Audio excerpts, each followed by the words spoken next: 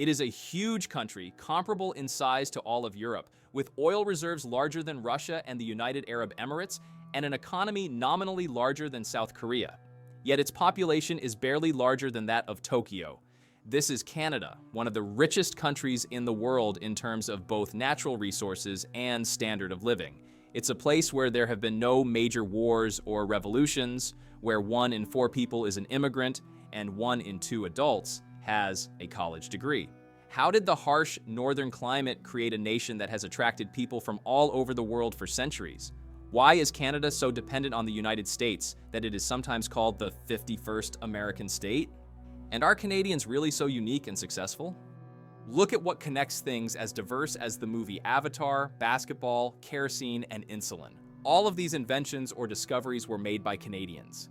James Cameron, one of the most successful directors in film history with The Terminator, Titanic, and Avatar, was born in Ontario.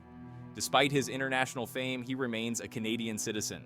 Canadian scientist Frederick Bunting became the youngest Nobel Prize winner in medicine 100 years ago. His discovery of insulin is still saving millions of lives today. He and his assistant isolated the substance from a dog's pancreas and immediately tested it, saving the life of a 14-year-old boy who weighed only 29 pounds at the time. James Naismith, an Ontario physical education teacher, invented basketball. Today, the sport is popular around the world, and Naismith himself has been immortalized in monuments in his hometown. Abraham Gesner, a Canadian physicist and geologist, invented kerosene in the mid-19th century. Experimenting with bitumen, he obtained a substance that burned brighter and cleaner than whale oil and called it kerosene, from the Greek words for wax and oil. The name was later shortened to the familiar kerosene. Canada is a land of unique discoveries, and its contributions to science, the arts, and sports remain visible around the world. It is important to note that Abraham Gesner did not invent kerosene per se. However, Gesner becomes famous for registering the name kerosene as a trademark and turning it into a successful business. The new substance eventually saved whales around the world. In the 19th century, whales were massacred for the fat used in light bulbs. With the advent of artificial kerosene, entrepreneurs begin actively searching for oil, and it soon becomes a new source of energy. It is noteworthy that the first oil well in North America does not appear in the United States, but in the Canadian province of Ontario, in a place then called Black Creek. The name comes from the fact that local Indians knew of the existence of sticky oil and used it to coat their canoes, making them waterproof. In 1858, during a dry summer, a Canadian entrepreneur and adventurer who had bought cheap land in the area tried to drill for water but discovered oil. Soon, the village was renamed Oil Springs, and oil production began in earnest. Within a few years, the village became a small town of 4,000 people, with paved streets, horse-drawn buses, and kerosene streetlights. Still, the question arises, why pay attention to Canada when the United States exists? There are dozens, if not hundreds of times more, such inventors and entrepreneurs in America. I agree, but there is a significant difference between Canada and the USA. For a long time, the foundation of American society was built on the melting pot principle. This is a model in which people who come to the United States try to assimilate as quickly as possible, forget their past, their nationality, and their home country, switch to English, and move on to pursue the American dream. In this system, different cultures and nations are blended into a single, enterprising American. Canada, on the other hand, started from a different place. There was no single language. The country was formed from former French and British colonies. French is still the main language in the province of Quebec, and English in the rest of the country. But look at the map. What is the second language of Canadians? Chinese, German, Punjabi, the language of the Indian diaspora, and even Ukrainian. If the United States can be thought of as a melting pot, or in today's parlance, a salad bowl, Canada is a mosaic. Here, immigrants are helped to preserve their roots and take pride in their heritage. For example, the government funds schools that teach in non-official languages. Newspapers, cultural societies, and sports organizations of different nationalities receive financial support. Why has Canada adopted this approach? It all began in the 19th century, when Europeans were actively exploring Central and South America, as well as the United States. By 1870, the US population had reached 38 million, while the vast territory of Canada remained virtually unpopulated. Only 3.6 million people lived here. To attract energetic settlers from Europe, the Land Act was passed in 1872. Under its terms, any adult settler could register 65 hectares of land for just $10. The only requirements were to build a house, live on the land for 3 years, and cultivate at least 20% of the land.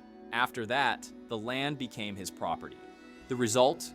In 1871, there were 3.6 million people in Canada, more than half of them British, 1 million French, and only 250,000 of other nationalities. A century later, the population had increased sixfold, and people of other cultures and nationalities made up more than a quarter of the population. What is happening in Canada today? Look at the list of the world's most emigrating metropolitan areas. The top 10 include 2 Canadian cities. In the largest of them, Toronto, half of the residents are not from Canada, and this is only the beginning. In November 2022, the Canadian authorities announced that they plan to accept another 1.5 million migrants over the next 3 years. Why does the country need so many people? Let's look at the demographics. Canada has one of the lowest birth rates in the world. This is a global trend for rich countries where women are having fewer and fewer babies. But if you go back 60 years, Canada had very different results, overtaking the US, the UK, Germany, and Italy in fertility. Today, however, the situation is dramatically different. As the post-war baby boom generation begins to retire, the big question is, who will provide for their future? For this reason, Canada actively attracts migrants, including large numbers of international students. In terms of the number of foreign students, Canada is second only to the United States and the United Kingdom. It seems like a great solution. The country is welcoming and trying to overcome challenges in a fundamental and honest way. But while the influx of immigrants solves some problems, it creates others. The current housing crisis has become a serious problem. A few years ago, an American consulting firm ranked the most expensive cities in the world in terms of real estate value. Vancouver turned out to be more expensive than almost every city in the world, trailing only Hong Kong, Singapore, and Shanghai. Toronto's housing costs also exceed those of such expensive cities as Sydney, Dubai, and Miami. But that's not all. Housing prices in Canada are rising faster than in any other G7 country. What does that mean for the average person? For example, renting a one-bedroom apartment in Toronto costs an average of $2,500 a month, and in Vancouver it's even more expensive at $3,000. Why are people still concentrated in a few large cities? Although Canada is the second largest country in the world after Russia, its population is very unevenly distributed. Most of the country is sparsely populated, especially compared to the United States or Mexico. Most importantly, 90% of Canadians live within a 2-hour drive of the US border, or 160 kilometers. Why is that where the majority of Canadians live, where life is centered? First, Canada borders the United States, one of its wealthiest neighbors. This is incredibly favorable for trade. 75% of all Canadian exports go to the United States. Second, let's appreciate the climate. Canadians joke that they lead the world in snowmaking. In the northern part of the country, the average annual temperature is below zero. Much of the country is covered by the Canadian Shield, which is cold, impassable rock, glaciers, and taiga with minimal soil. There are large deposits of minerals here, but it is almost impossible to build roads, cities, or farms. As a result, Canadian civilization has concentrated along the southern border, where the climate is more favorable. This is due to the influence of the Gulf Stream, which brings warm air from the Gulf of Mexico. The Great Lakes play an important role. They absorb heat in the summer and release it in the fall, moderating the climate. Thanks to this, these regions even grow fruit and produce wine en masse. If it weren't for the Great Lakes, Toronto's winter temperatures could get as low as -37 degrees Celsius. But it's not just about climate or agriculture. It's also about geopolitics and trade. The St. Lawrence River, with its wide estuary, has played a key role in the region's history. It was through it that the first European ships sailed deep into North America. In 1608, French traveler Samuel de Champlain founded the city of Quebec on the river, which means the place where the river narrows in local dialects. Further downstream are the Lachine Rapids, which were and are extremely difficult and dangerous to navigate. It was near these rapids on the island of Montreal that 3 years later Champlain established a trading post for the exchange of furs. This trading post would later grow into a fort and port, and today Montreal is one of Canada's largest cities. The city's name translates from French as Mont Royal, the Royal Mountain.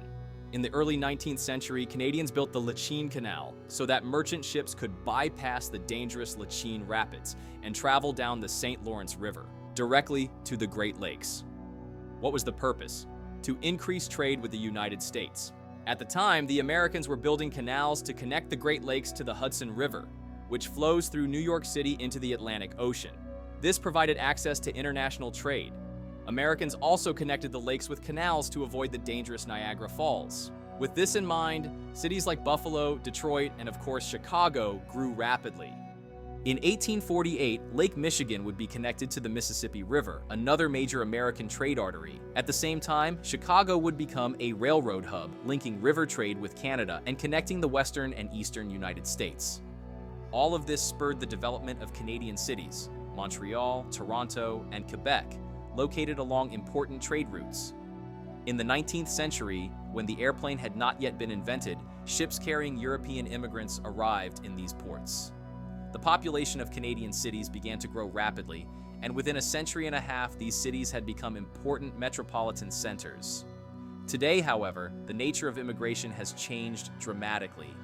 Modern migrants no longer move to Canada as they did in the 19th century when the state practically gave away free land, which was in abundance. Now the country needs educated urban professionals, not farmers, and no one is giving them square footage. The sharp rise in real estate prices is vivid evidence of the changes. Over the past 10 years, real estate prices in various regions of Canada have risen by record amounts. Note that the minimum growth in real estate prices is recorded in the provinces where there are no major cities. There is either mining or agriculture. Canada has been a world leader in wheat production for decades. For example, from 1963 to 1971, the Soviet Union bought 24 million tons of grain from Canada. The map of fertile land shows that most of it is in the province where the country's capital is located. However, this area is not particularly popular with migrants. In the modern world, crop yields do not depend on the number of workers, but on technology. Therefore, agriculture does not require a large influx of people. On the other hand, urban services and high taxes are a reality for residents of large Canadian cities. Let's return to the issue of high real estate costs. There are many preferential programs for mortgage loans. But it is much more difficult to get a loan for business development, and the risks of losing it due to economic shocks, for example during the COVID-19 pandemic, are higher. Housing prices are rising steadily, even faster in Canada than in the United States or the United Kingdom. This is beneficial for Native Canadians, but creates difficulties for immigrants, who are more likely to rent than buy. The steady rise in real estate values creates income for homeowners, but has a negative impact on the economy. The more people invest in real estate, the less they invest in real business development. This distortion leads to a less innovative and efficient economy. The average productivity of a Canadian worker is $57 per hour, higher than in Russia, Mexico, Japan, or South Korea. However, it lags significantly behind the neighboring United States, where it is as high as $74 per hour. In addition, Canada spends the least on scientific research of all the world's leading economies, just $28.5 billion per year. By comparison, the US invests 25 times more in science, $709 billion annually. And yes, why do we keep comparing Canada to the US?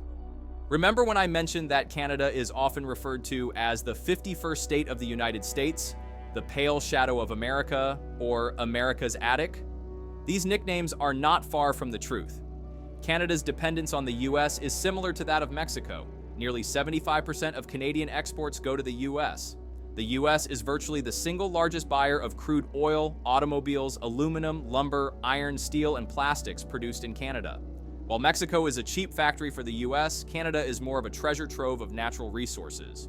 Recently, however, this pantry has faced serious challenges. Canada receives a large number of immigrants, which contributes to the nominal growth of the economy by increasing the number of workers. But when we look at GDP per capita, there is no significant change. In addition, the number of homeless people is growing rapidly due to the lack of affordable housing in major cities. Estimates put the number in the hundreds of thousands. The Canadian government spends billions of dollars on assistance programs and temporary shelters because it is simply dangerous to live on the streets in the harsh northern climate. Even more alarming is the epidemic of drug addiction. In recent years, the number of overdose deaths has risen steadily, especially in the western province of British Columbia. The authorities' approach to the problem is controversial. Here, possession of up to 2.5 grams of hard drugs has been decriminalized for those over the age of 18. There are also reports of plans to introduce drug decriminalization classes in schools. But the most high-profile case involves Jerry Martin, a formerly homeless man who lost his brother and half-brother to violence and overdoses. In May 2023, Martin opened a store in Vancouver where he planned to sell cocaine, heroin, and other drugs, claiming he was doing so for a safe supply. Despite his arrest, he claimed that police and the government were calling for safe access to drugs, but took no real action. How did it all end? In June 2023, Jerry Martin himself died of a fentanyl overdose, becoming yet another tragic symbol of Canada's complex and controversial drug situation. Dear viewers, let's start with the most important thing. Drugs are absolutely evil. They should never be used or distributed. They destroy lives, they destroy families, they destroy communities. Canada is a land of contrasts. On the one hand, it has fought for equality for decades, helping the homeless and drug addicts and working to reduce poverty.